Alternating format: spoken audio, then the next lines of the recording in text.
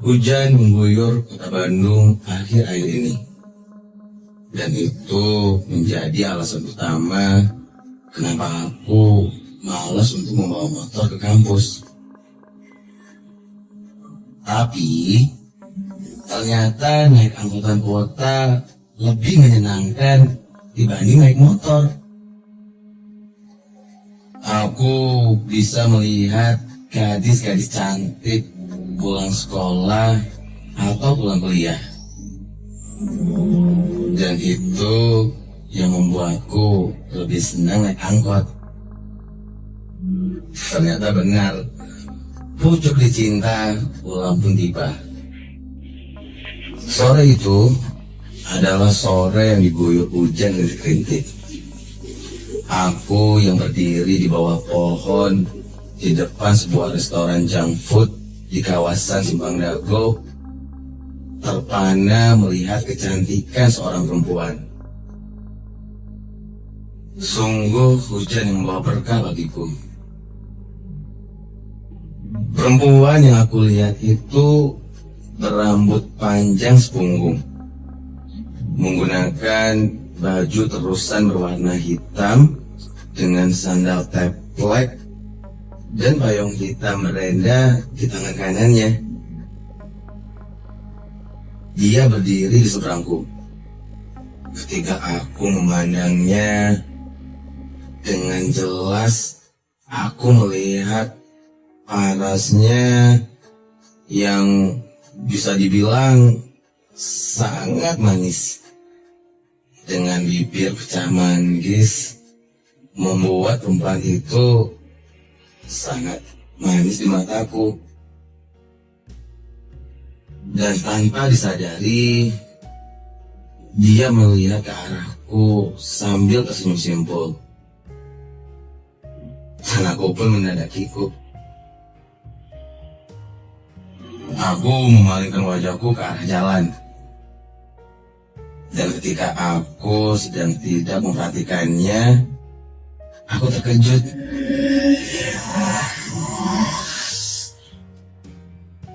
Karena sekarang perempuan itu ada di sebelahku, memegang payung sambil melihat ke arah jalan.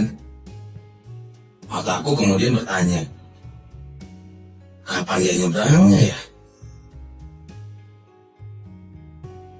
Karena sedikit grogi, aku pun segera naik angkutan umum yang sekarang sudah berada di depanku.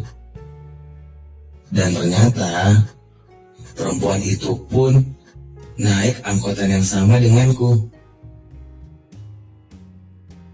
Keadaan angkot yang kosong membuatku makin grogi. Aku tidak berani menatap perempuan itu, walaupun aku tahu perempuan itu sedang menatapku. Aku hanya bisa menahan senyum. Sampai aku harus turun karena pintu masuk perumahan Dago Tea House sudah mulai terlihat. Aku pun berteriak sedikit menyetop angkutan umum yang sedang melaju. Kemudian aku turun. Dan tanpa aku sadari, ternyata perempuan itu pun ikut turun. Dia membuka payungnya. Aku yang sedang membayar ongkos hampir saja terkena sabetan ujung payungnya. Dia hanya berkata, "Maaf mas." Aku menggelengkan kepala dan tersenyum ke arahnya. Dan dia pun membalasnya. Karena masih sedikit gerimis, aku pun berjalan agak cepat. Dan perempuan itu pun mengikutiku dari belakang. Dia berjalan sangat pelan. hingga akhirnya aku yang duluan masuk gerbang rumah.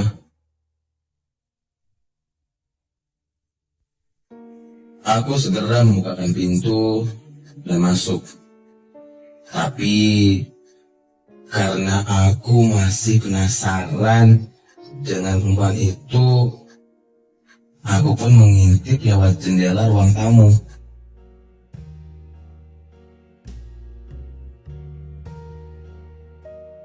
Aku terkejut karena sekarang perempuan itu berdiri di depan rumahku sambil memerhatikanku yang sedang mengintip lewat celah jendela rumahku.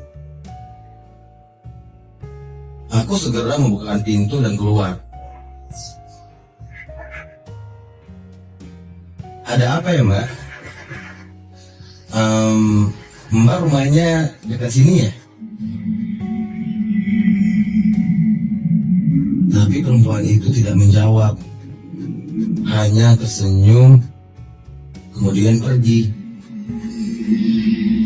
Dan aku hanya terdiam memandanginya menjauhi gerbang rumahku.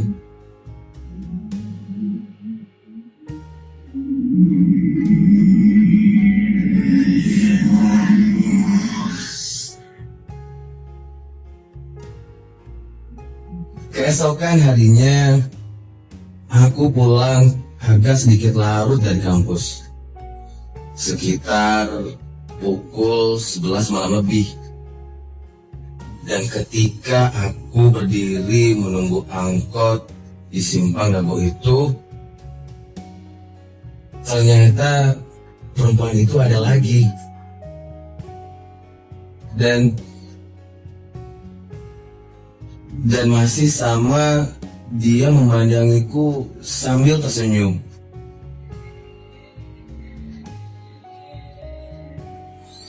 Dengan menggunakan payung yang sama, baju dan posisi yang sama, seperti dejavu. Tapi kok dia masih tetap pakai payung ya? Sekarang kan gak hujan.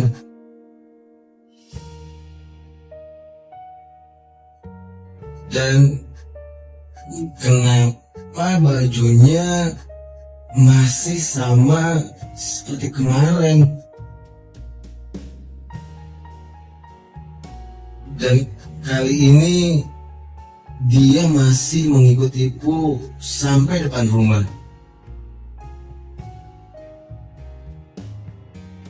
Karena penasaran, sebelum aku masuk gerbang, aku menunggunya. Dan ternyata benar, dia berdiri lagi di depan rumahku dan memandangiku. Aku bertanya kembali, Mbak, nama Mbak siapa? Rumahnya dekat sini juga ya? Kalau boleh tahu, rumahnya sebelah mana? Atau mungkin Mbak ada perlu sama saya? Perempuan itu membalikkan badannya dan tersenyum sambil pergi meninggalkanku. Dan aku panggil lagi, Mbak, Mbak mau kemana? Tapi ketika aku memanggil perempuan itu berdiri terdiam, lalu dia memalingkan mukanya dan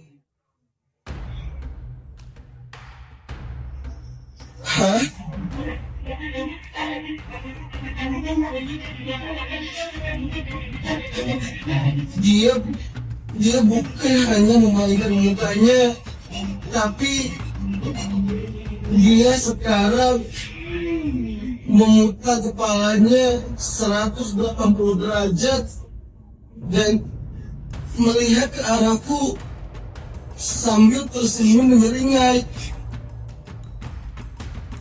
Astaga, siapa perempuan itu? Aku yang terkejut dan ketakutan setengah mati segera masuk rumah dan mengunci pintu. Dan dengan jelas aku masih mendengar suara perempuan itu tertawa cekikikan di luar rumahku. Aku segera berlari ke kamar ibu dan kulihat ibu sedang tertidur pulas. Itu mungkin karena memang ini sudah malam. Lalu aku segera memeluk ibu sambil gemeteran. Bu, aku takut, Bu. Tadi di luar ada perempuan aneh. Aku memeluk ibu, tapi aku merasa badan ibu sangat dingin. Dan tidak aku dan perlahan aku mendengar seperti ibu tertawa cekikikan kecil dari dalam selimut. Ketika aku mencoba untuk membuka selimut, ternyata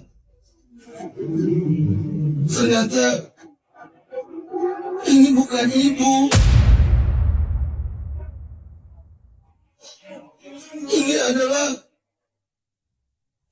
perempuan aneh yang tadi. Aku berteriak sekencang-kencangnya dan segera berlari keluar rumah, langsung masuk ke dalam mobil sambil berdoa. Beberapa menit kemudian, aku mendengar ketukan pintu di kaca mobilku, dan ketika aku melihat, ternyata itu ibu masih menggunakan baju kerja dan menenteng barang-barang.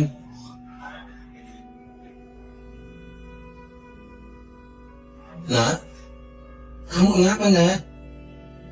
Aku tak mau membukakan pintu mobil karena aku takut itu bukan ibu. Aku hanya terdiam di dalam mobil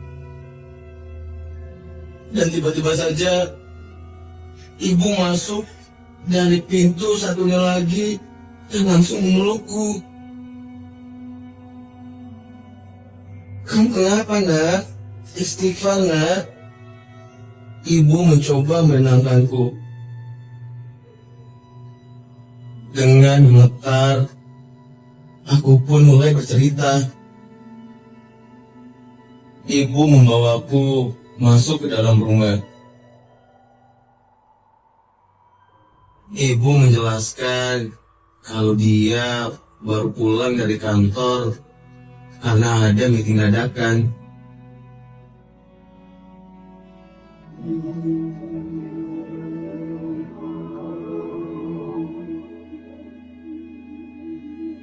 Setelah kejadian itu, aku sering didatangi oleh perempuan itu lewat mimpiku. Karena kasihan, akhirnya ibuku membawaku ke paranormal. Dan aku sangat terkejut ketika paranormal itu berkata kalau perempuan ini menyukai aku. Dan tak heran kenapa dia mengikutiku akhir-akhir ini. Dan paranormal itu berjanji akan mengusir perempuan yang sering mengikutiku. Setelah beberapa bulan, aku memang tidak diganggu lagi. Dan ternyata paranormal itu usahanya telah berhasil. Kehidupanku berjalan dengan normal. Bahkan aku mempunyai seorang pacar yang sangat cantik. Dia menyayangiku dan mencintaiku, hingga akhirnya kami bertunangan. Namun, ketika di hari pertunangan kami, ketika semua keluarga berkumpul dan teman-temanku menyaksikan pertunangan itu, aku mulai memandangi wajah tunanganku. Lalu, aku pasangkan cincin ke jarinya.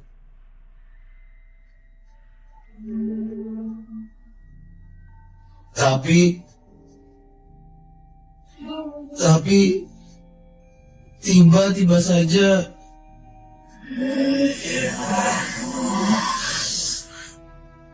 astaga, kenapa sekarang wajah tunanganku berubah?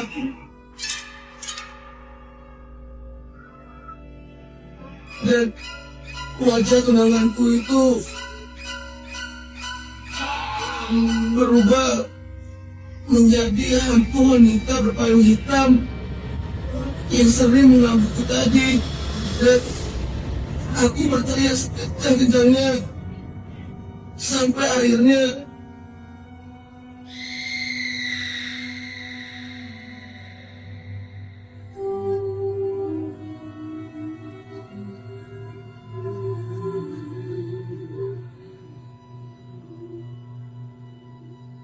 itulah tadi cerita terakhir dari insan muda bernama Shandy yang dikirimkan oleh saudaranya bernama Tia. Dan menurut dia sampai saat ini, Cindy masih berada di pusat rehabilitasi kejiwaan di Bogor. Bahkan Cindy masih sering merasa diikuti oleh wanita berpayung hitam itu. Dan jika dia melihat kaca, dia akan berteriak histeris. Karena Cindy merasa kalau wanita tersebut selalu berdiri di belakangnya sambil memegangi payung hitam. Satu pesan dari cerita-cerita malam ini: kamu harus selalu perhatikan orang-orang di sekitar kamu. Apakah itu benar-benar teman yang kamu kenal atau bukan? Jangan sampai kamu tertipu dengan makhluk yang menyerupai orang-orang di sekitar kamu. Coba perhatikan sekarang juga.